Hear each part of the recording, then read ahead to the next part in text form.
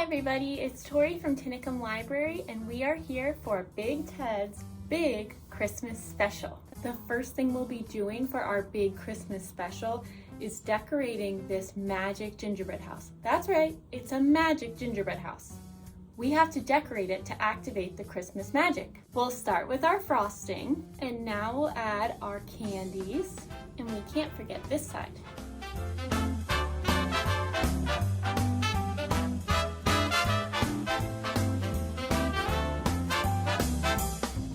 For the front of our gingerbread house, we need 2 windows. 1, 2. Last but not least, we need a door. What's that? Do you hear that, Big Ted? I think our magic gingerbread house is working. I think there's someone inside. Let's open it up, Big Ted. Are you ready? It's Santa! And not just any Santa, it's teeny tiny Santa. And I think we have a book about teeny tiny Santa. Isn't that right, Big Ted? Let's try reading it. Teeny tiny Santa is gonna sit with Big Ted while we read Teeny Tiny Santa by Rachel Matson. In a teeny tiny village on an evening cold and bright, a teeny tiny fox dreamt of Christmas night. The teeny tiny fox gave a teeny tiny sigh.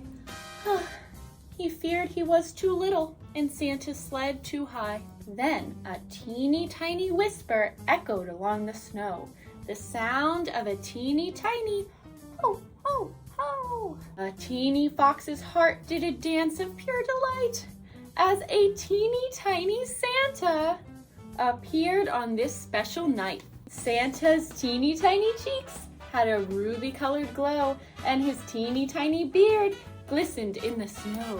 He pulled a teeny tiny treat from his teeny tiny sack and gave the teeny tiny fox a teeny tiny peck. Then with a teeny tiny wink, his sleigh flew out of sight as the fox heard Santa say, "Merry Christmas and good night!" Teeny tiny Santa will be back for our next story, but for now, Big Ted and I are going to go take a break and make our Christmas craft. The first step of this craft is to take a white paper plate and we're going to paint it green or color it green with markers or crayons. We are painting the bottom of the plate. Now we need to let our plate dry.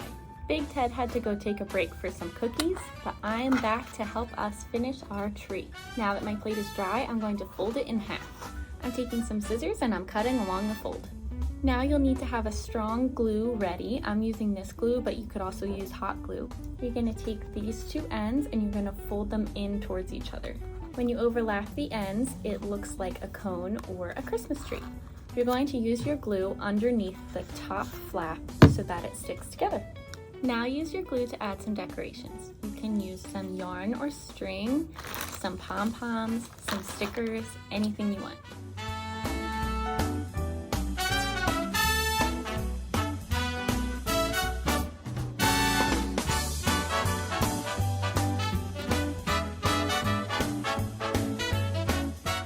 Don't forget to decorate your tree all the way around.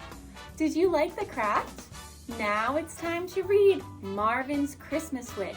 Now you may remember Big Ted has his very own book, and if you haven't read it, we have a video of it in our Big Ted playlist on YouTube. Big Ted's book is called Marvin and the New Kid, and it's part of the Marvin's Big Adventure series.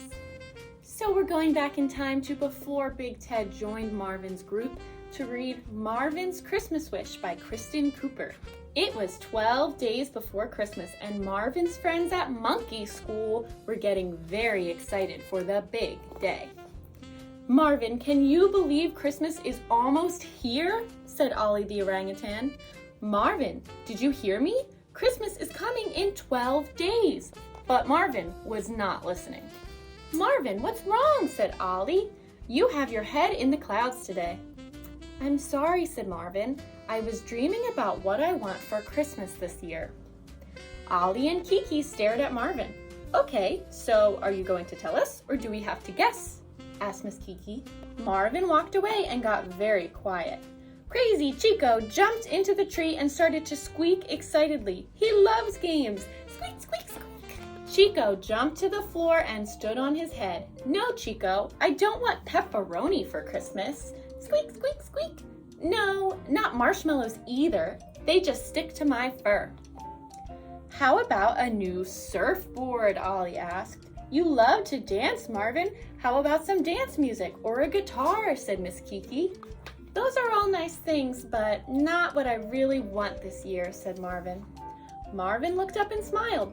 My Christmas wish this year is for a puppy of my very own. Miss Kiki was very surprised. A puppy? Honey, what are you going to do with a puppy? Play with it, of course, said Marvin. Oh yeah, and feed it too, and give it a bubble bath when it gets dirty. Marvin, a puppy is a lot of work, said Miss Kiki. I know, said Marvin. The next day, Ollie and Miss Kiki were making plans for the monkey school Christmas party. Marvin, you're bringing the music, right?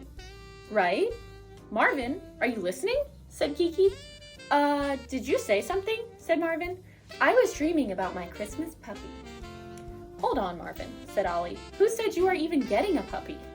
Marvin smiled. No one did, Ollie, but that does not mean I can't dream about a puppy until I get one. The days flew by, and soon it was the day before Christmas, and also the monkey school Christmas party. Marvin and all his friends were very excited. They all dressed up too. Ollie and Kiki were Mr. and Mrs. Claus, Marvin was Santa's helper, and Chico was a crazy little elf. Here, Ollie, I know how much you love baseball, so I got you a new Phil's hat. And Miss Kiki, here is a new book for all your wonderful poems and drawings. Thank you, Marvin, said Miss Kiki. Marvin's friends loved their gifts. I almost forgot. Here you go, Marvin. This is from all of us, said Ollie. He handed Marvin a medium-sized red box. Marvin was so excited. He shook the box very gently and waited for a sound. Then he put his ear down on the box to listen inside, but he could not hear a thing. He looked at Ollie and Kiki. Well, what are you waiting for, honey? Open your present, said Miss Kiki. Marvin quickly opened the box and looked inside. All he could see was tissue paper. Keep looking, said Ollie. So Marvin removed the tissue paper, and inside the box was a new video game player. Wow, my own video game player! Thank you so much. We knew you wanted one, Marvin.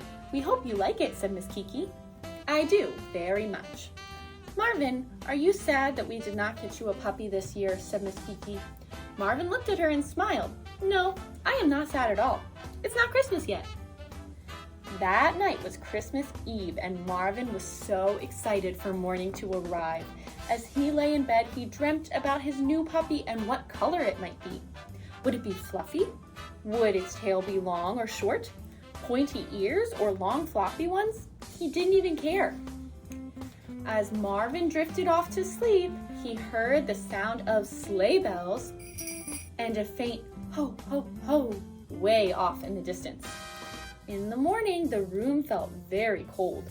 When Marvin woke up, he saw the window was open, and there was a bright red and green Christmas box sitting on a chair, and it was moving.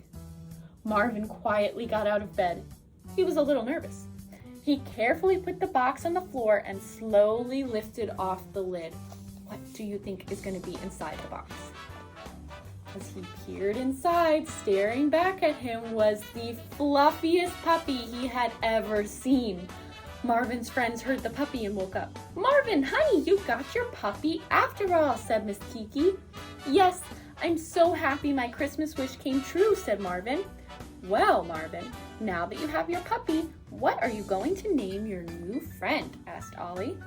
Well, since dreaming about her made me very happy, I think that is what I will name her, said Marvin. Welcome home, Happy, he said, and he hugged his new fluffy friend.